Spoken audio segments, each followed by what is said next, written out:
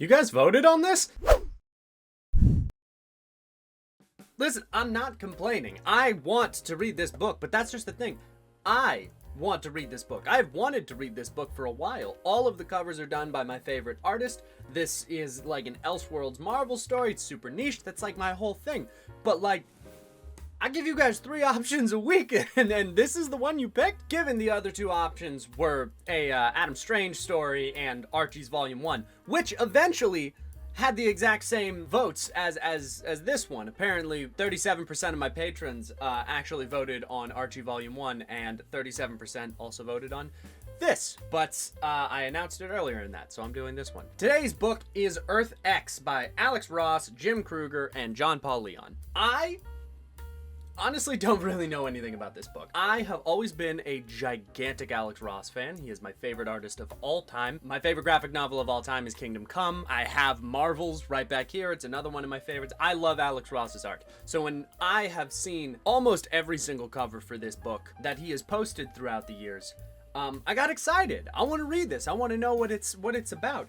And also, the story of this is by Alex Ross, which I am very excited because I never actually read a story that's by him. Given he's not the writer of this book is Jim Krueger, but Alex Ross was half of the story. Honestly, a lot of the character designs look really cool. It has a very different look to a lot of very well-known Marvel IPs. It honestly looks like a kind of more hopeful version of Ruins, if I'm being honest. If you don't know what Ruins is, good, keep it that way. Honestly, I don't know much about this book. I've read like the first like 5 pages, like 5 or 6 times, because I always take this as like an airplane book and then I never end up reading it. So I've read like the opening chapter and it seems interesting. The art on the inside looks like just my type of thing. It's a lot of really stark blacks and everybody's not the super Adonises. It has a very Batman Year One style of art, but a little bit messier, and I always love messy, thick black lines sort of artwork. I'm also happy to have yet another Marvel book because, again, everybody recommends me Batman stories all the time because I'm a big Batman fan. But I also want to stretch my Marvel legs sometimes. So with all of that out of the way, I'm going to go and read this real quick. It's a lot thicker than every other book that I have read so far, so this will take more time. But then I will be back, and then we can talk about it. So I'll be back in a minute.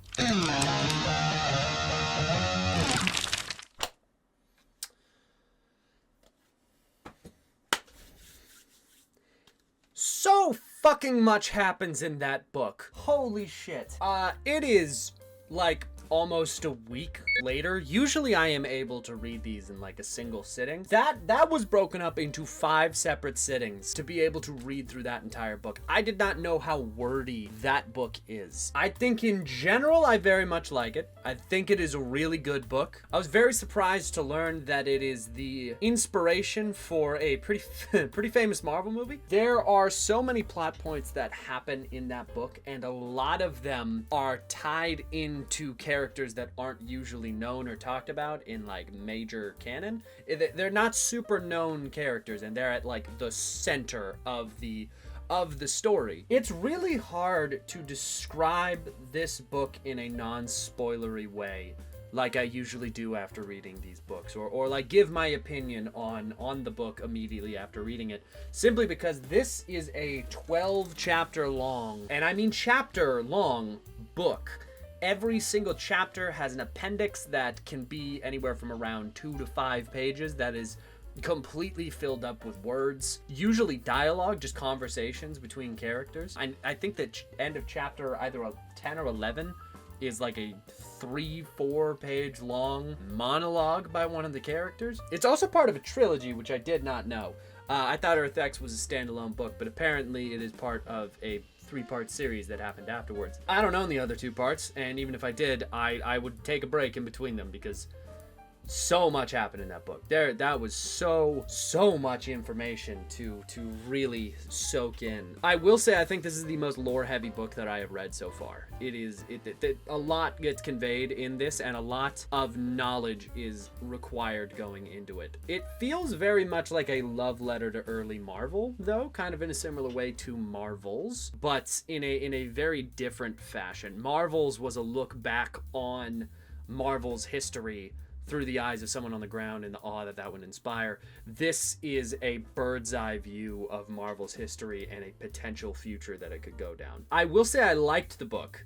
I do like it after the fact. I enjoyed reading it, but it is a lot. It is a lot to sit through on a reading, not knowing it going into it. So I am going to go and write the synopsis. I am excited to see what information gets conveyed in it. And looking back through the book, I'm excited to kind of figure out the plot points that are required for the plot. Because, again, so much information. So I'm going to go and do that. And I will see you guys in a minute. So I was writing my synopsis, as I usually takes about a day to like fully reread through the book and write down all of the plot relevant information. But Earth X is weird, man. Half the story is told through flashbacks and shit that happens before the book even opens. I was running into the problem that I was trying to explain everything that happens before the story so then I can actually, get into the story. And that synopsis ended up being, I shit you not, 10 pages long on its own. So anyway, here is my solution that I am proposing today. I think I'm going to make a lore breakdown video ahead of the comic book club video. Sort of a explanation of the world specifically for Earth X, so that the video that I end up making isn't 3 fucking hours long with an hour and a half of it being explaining shit that happens before the book even opens. So congratulations everybody that engages with my content outside of TikTok. You're going to be getting 2 videos this month.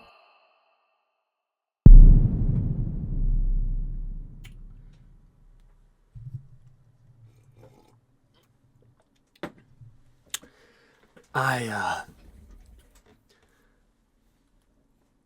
recorded that video about 2 months ago. Believe it or not, this was supposed to be the faster option.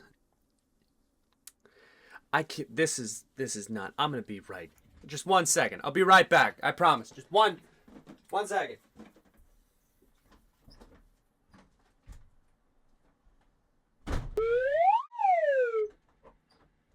Man, you guys are not gonna believe this shit. That barber would not shut the fuck up. By the time I actually got out of there, my hair was the exact same length as when I went in. I had gained 10 pounds, and another couple of months had passed. I said this video was gonna be out in June.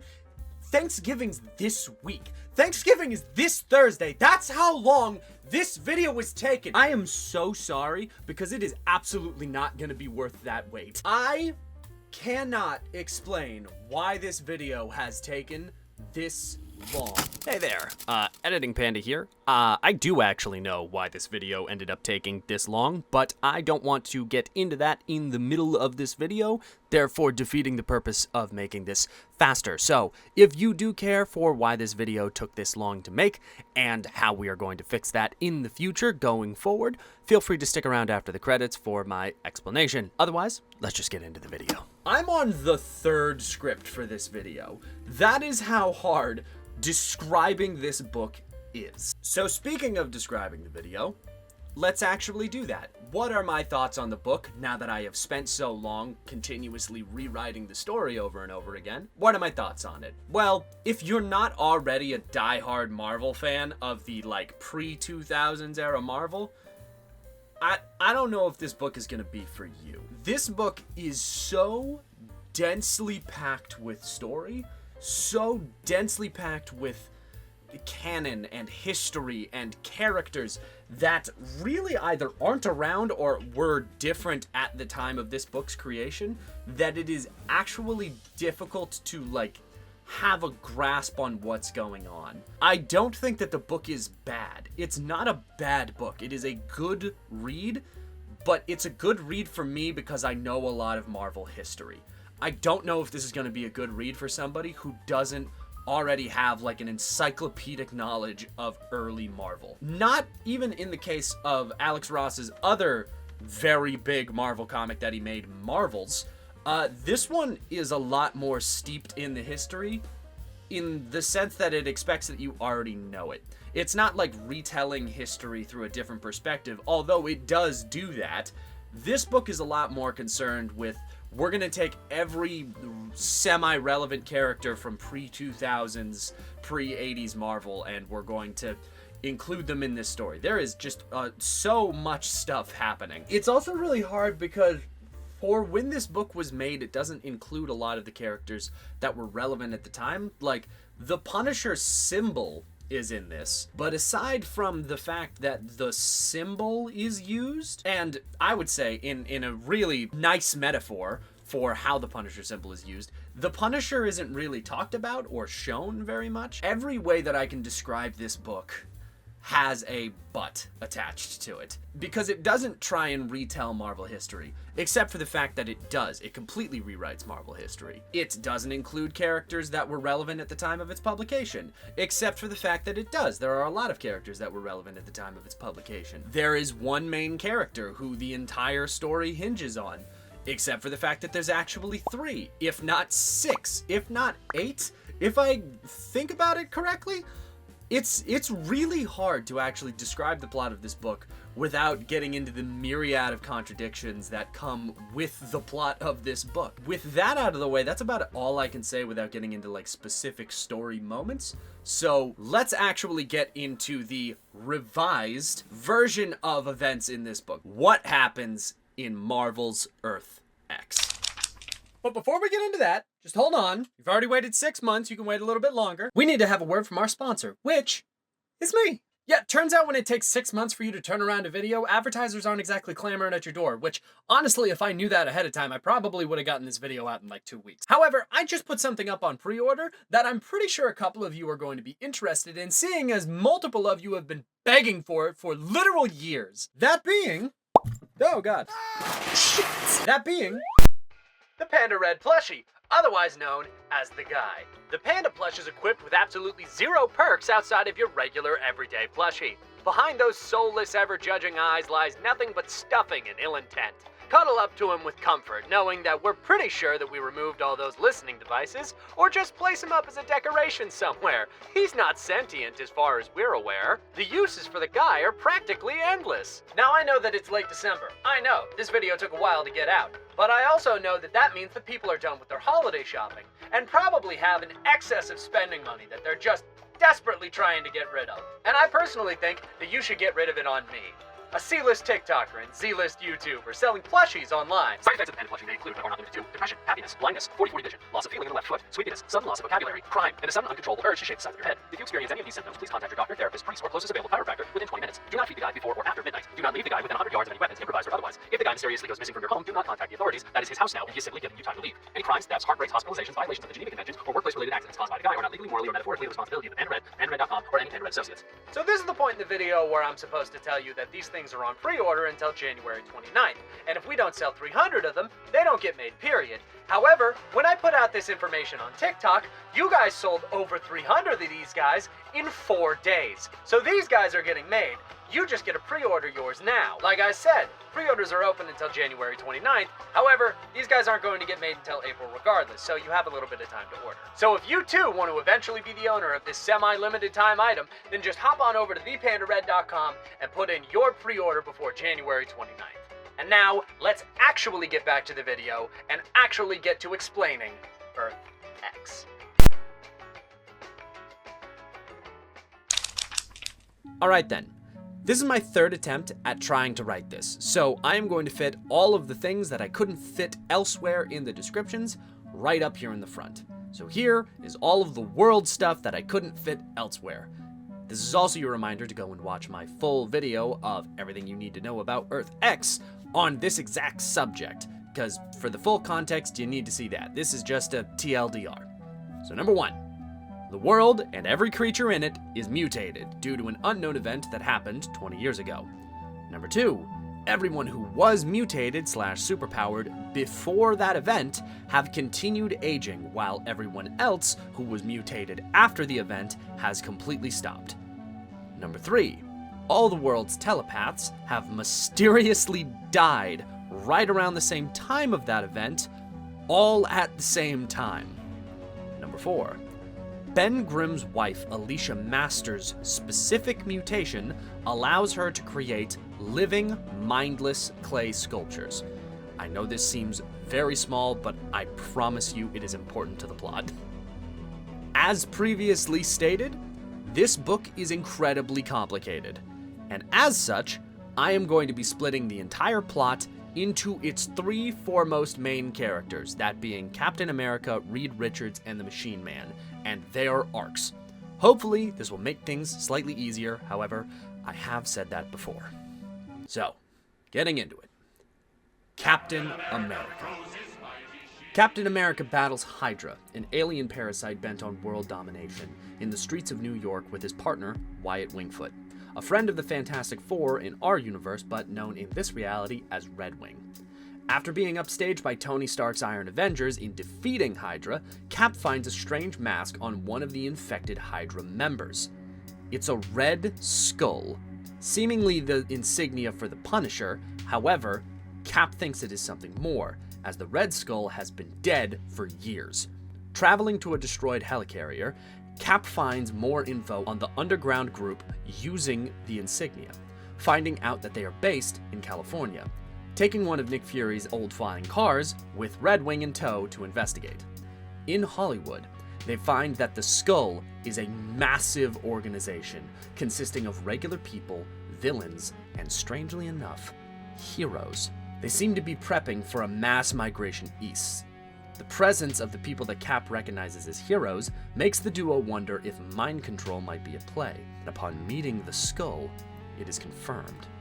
The Skull is nothing more than an entitled teenager with mind control powers on a quest for world domination, making you do whatever he says. Cap confronts him, but loses, the Skull taking Red Wing for his own and making the masses pelt Steve with stones until he leaves. Steve is then approached by Daredevil, a mutant who can't die, and his circus troupe, who also want to stop the Skull. Cap takes Daredevil with and sends the others to go and find Cyclops and become the new X-Men. They do, it's barely important, I'm not covering it. Cap follows the Skull's men all the way to New York, before splitting off from them to go and find Ben Grimm and Reed Richards. Borrowing the teleportation device that Reed borrowed from the Inhumans, I promise you we will get into it, Cap goes around the world recruiting all of the nations that he can to defeat the Skull, succeeding in recruiting Russia and the UK, led by Colossus and Captain Britain, now King Britain, respectively. Teleporting back to New York, Cap and his forces confront the Skulls and fail spectacularly, the entirety of Cap's forces being defeated and assimilated by the Skull, who has crowned himself as the new president of the United States. Before he can be killed, Cap is rescued by a middle-aged Peter Parker in a bootleg Spider-Man costume. It's a whole subplot. TLDR, he's been out of the hero game for a while because he felt he wasn't needed, but the Skull has his daughter, May, acting like his personal concubine, so for now, he's back. Together, they go to Ben Grimm and recruit the use of his wife, Alicia Masters, see, I told you it would come back, living clay sculptures. With these, they then go after the Skull again, Cap disguised as a statue of himself, and with the Skull not targeting them due to them not having minds to control, they are able to overwhelm and kill the Skull, releasing all that the Skull had taken under his control. The day is won, until they look into the sky. And that brings us to the Inhumans / Reed Richards. The Inhumans, in search for their long-lost son, return to Earth after they left 20 years ago to find the population changed. Confused by what has happened, they're directed by Ben Grimm to go and see Reed Richards, finding Reed in Dr. Doom's old castle. Go watch my other video for a more in-depth explanation as to why he is here. Reed explains the basic history of the past 20 years, the death of Sue and Johnny Storm, Dr. Doom, the splitting of the Fantastic Four, and most importantly, the vibranium-based universal energy towers that he created. The Inhumans warn Reed that while in space, they found a dead and destroyed planet, the only remaining piece of it being the populace floating in space, encased in vibranium. This will become important later. Somewhat directionless, Reed ventures out to find the Inhuman Prince, and, by extension, the rest of the Inhuman Nation for the Inhumans who are now back on Earth. However, after retrieving Cerebro from a destroyed X-Mansion and the rest of his gear from Ben Grimm's house, Reed makes a discovery that all of the Earth's population is not actually mutated, or at the very least, they're not capital M mutants. They're Inhumans, with the Terrigen mist being present in Earth's atmosphere. Apparently, humanity was not mutated by Reed's actions with the vibranium towers, but rather from meddling on behalf of the Inhuman King himself.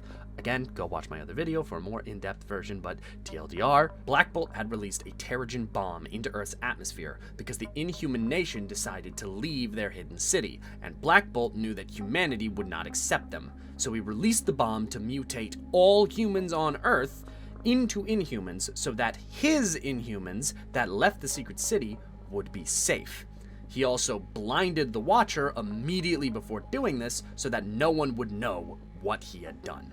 Fresh off of the heels of this discovery, Reed is suddenly recruited by X-51, also known as Aaron Stack, also known as the Machine Man, coming out of a monolith to recruit him into an incoming fight with the Celestials.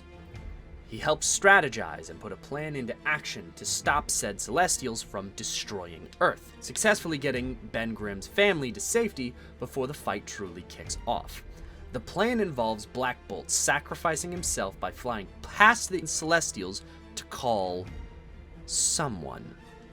Ultimately, after the Celestials invade Earth, that someone is revealed to be Galactus, who is secretly Franklin Richards, somehow now in his third tier of mutation, coming to Earth and personally fighting off the Celestials. After the Celestials are defeated, however, it then becomes Reed's job to talk Galactus down from just straight up eating the planet and the celestial egg inside of it. Again, go watch my other video for a more in-depth explanation. The plan that Reed proposes is to, rather than eating the planet and the celestial embryo inside of it, to simply take the embryo out and leave the rest of the planet intact, which he successfully convinces Galactus to do.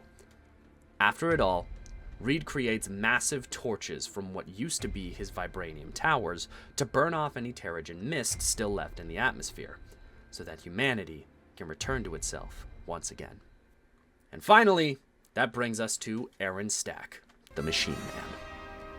Aaron Stack, aka X-51, aka the Machine Man, watch the other video if you don't know who this is whisked away from his home in New York to the moon, having his face taken in the journey to become the new Watcher, as the previous one is now blind due to an unknown attacker, which we now know is Black Bolt.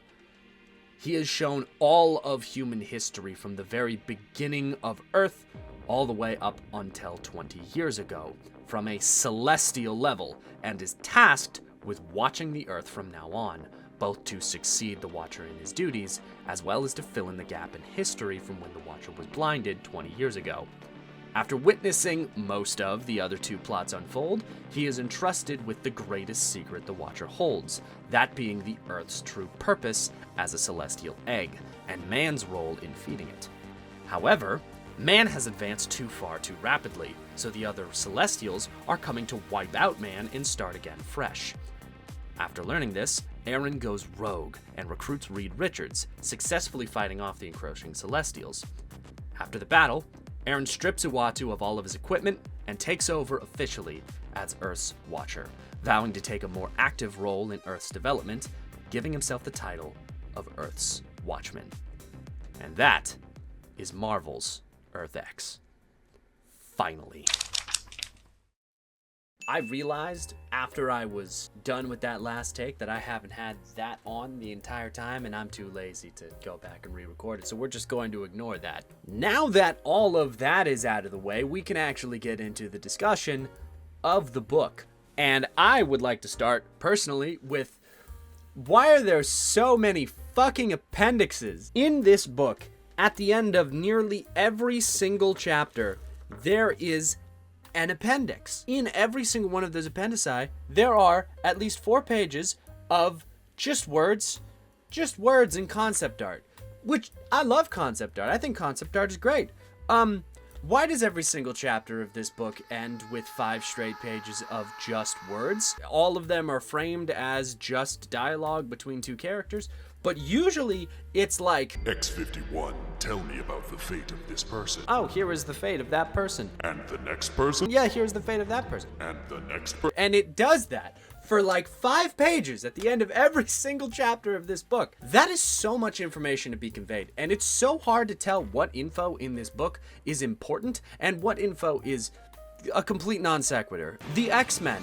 I'm sure that a lot of the build-up around characters like the X-Men are build-up for the next 2 books, because this is the first part of a trilogy. It's like complaining that they don't destroy the ring at the end of Fellowship of the Ring and Lord of the Rings. But like, they set up the X-Men, but they don't do anything with the X-Men at all. They just, they find Scott Summers, and then they start training to be X-Men. And that's it. I left out an entire plot of the Hulk, who is in this book. I left out the entire plot with J. Jonah Jameson's son on the moon, who's a werewolf. I left out almost the entire plot of Peter Parker, because he shows up like 5 times in this book, and I mentioned him once. Did I also mention that the main character of the entire book is Machine Man? That guy I mentioned for 1 paragraph at the end of this? Yeah, he's the main character and narrator for most of this book. He is the first character that we see. He gets swept up to the moon. The Watcher says, Hey man, I've been blinded, and I need you to do me a solid. And he's like, I don't want to do that. You took my fucking face, dude. And he goes, Tough shit, you're the only one who can. and he does it. This entire book is from Machine Man's perspective. And I personally, before reading this book, had no fucking clue who Machine Man was. So it started off confusing, and it continued on being confusing from that point. And it doesn't help that it completely rewrites the entire history of the world. You have to like start off of the jump with going, okay, what are the writers telling me? The writers are telling me, A, the entire history of the Marvel Universe up till the 1990s or 2000s, 100% it happened. Right before Onslaught shows up in the comics, that's all of that happened. And then this is an alternate history from that point. Awesome, I can roll with that. What are they also telling me? Okay, recontextualize all of that to know that from the very beginning of humanity, everyone always had the innate ability to have superpowers, and in fact was destined to eventually mutate into having superpowers, and just nobody recognized it yet.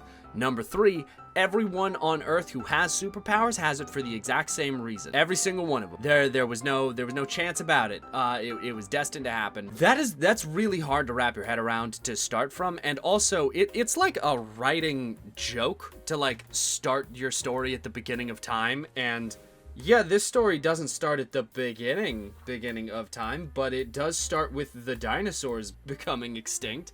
There is a straight page of the Earth being formed, and then the dinosaurs going extinct, and then them still going extinct, and then them still going extinct. There's 2 straight pages of that. Having your entire book start from the beginning of written history and continuing on to be, okay, and now we're in an alternate future, that's a lot of shit to cram into a book, especially considering that this is the entire Marvel Universe. It comes from the jump that you know everything about Marvel. I had no clue who Wyatt Wingfoot was, because I'm not a big Fantastic Four guy, because very few people that I know are actually 100% understanding the entire Marvel Universe. Like, I have found out that I am a bigger DC guy, but at the exact same time, if they came out with a book that handled the entire DC universe, I would still not know a lot of characters. I've been in that role. My favorite book of all time is another Alex Ross book. It's Kingdom Come.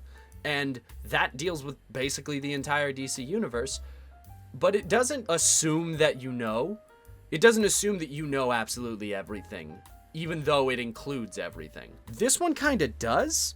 There's so many characters in this that I either didn't know beforehand or was not like familiar enough with to continue reading with a full understanding. Like Wyatt Wingfoot, for example.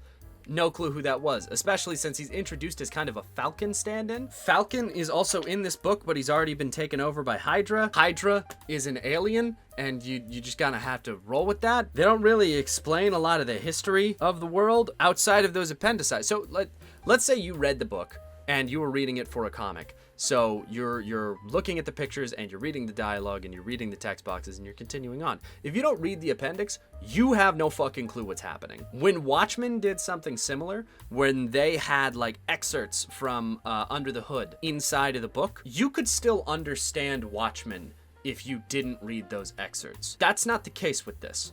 You need to read those appendici every single time, and those appendici are the most confusing parts of the book. Aside from the fact that I think every 3 or so pages we jump characters, one of the reasons it was so hard to write the description is because I was having trouble figuring out what perspective to write it from. Do I write it from the perspective of like a third-person perspective like we're in the book, where we start with Machine Man and every couple of sentences we jump in between characters and their plots? Or do I tell every character's story start to finish? Well, I can't do that because at the end of the story, all of their stories sort of converge, but only 2 of them have importance because Captain America's story ends before the end of the story, but he's a third of the main plot. He's on the front fucking cover. I get that the book is written from the perspective of the literal Watcher, but at the exact same time, there's not really a main plot to follow outside of, like, the fact that the Celestials are coming. And you don't even learn that until halfway through the book because it's framed as a mystery. There's so much. Like, I'm having even trouble talking about it now because there's so many things in this book. There's so many plot points, so many characters, so many asides that it is actually difficult to really understand the important parts of it, because at the very core, I could tell you the core story of this book very easily because it's very simple.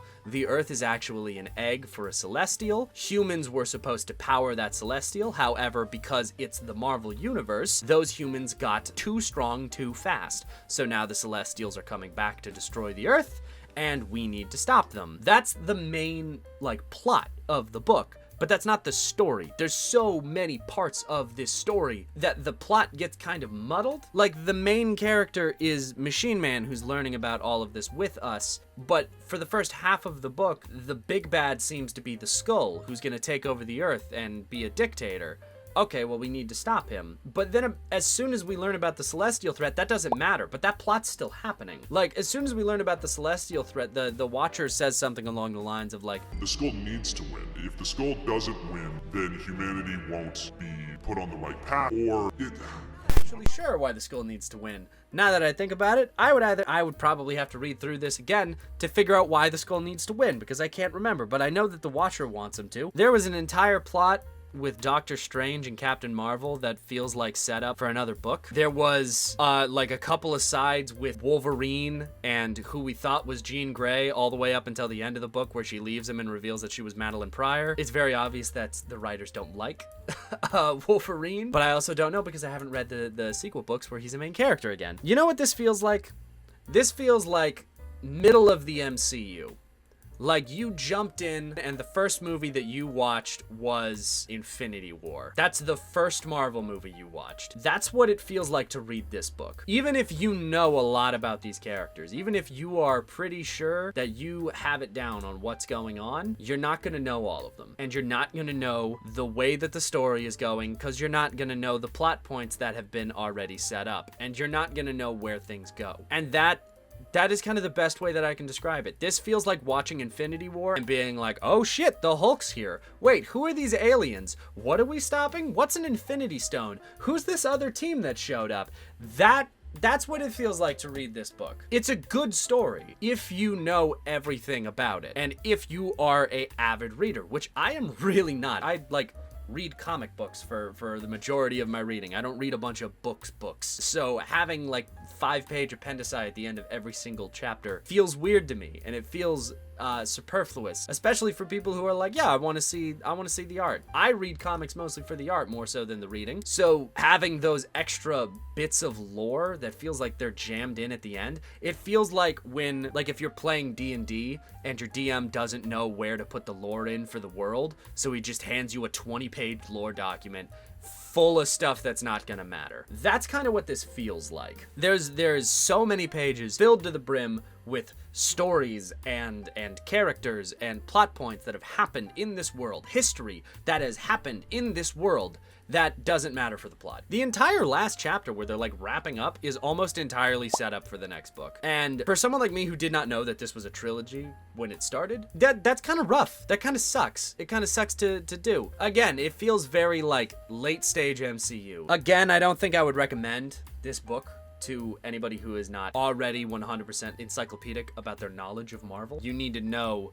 who Machine Man is, what comic did he come from, why did Jack Kirby invent him, who the Inhumans are, their history, who they're related to, who's Black Bolt. You need to know the history of all of these characters to really get everything out of this book. And if you don't know all of it, then going into this book is not only going to be very complicated, it's going to be hard to read because there's so much densely packed story with the assumption that you already know a lot of it. And I don't think I want to spend any more time on this book. So I think I'm going to wrap that up there. I do have another video planned, and I'm going to be perfectly honest, I don't know if I'm going to go back to the Comic Book Club for a couple of videos because this book wore me the hell out. I am going to be approaching these videos differently from this point onward because this took way too long and this was such a slog to get through, and I want to really hone in on what I want the series to be. And I know I've said that at the end of almost every single video, but you guys are learning with me. To end things on a slightly funny note, I found a trailer from the 90s for this comic that can't be any more 90s. And I think I'm going to play that while the credits are rolling. So I hope you guys enjoy. Here is the 90s trailer for Earth X. And I will see you guys in the next one.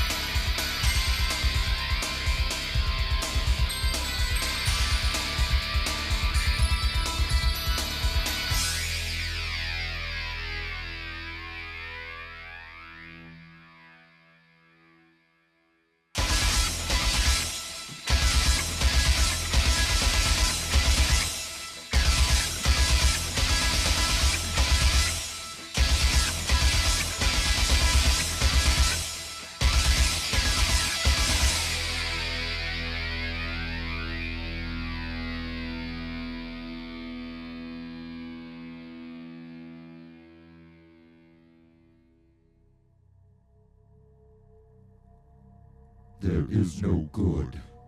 There is no evil. There is only change.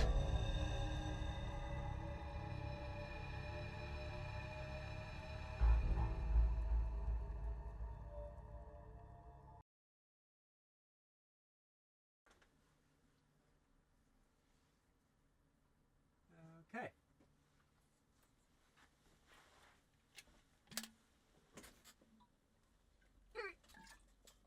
Fuck, you actually stuck around. I was partially kidding about that. So, just for transparency's sake, it is indeed the end of December right now. I think New Year's is in a couple of days, so final count.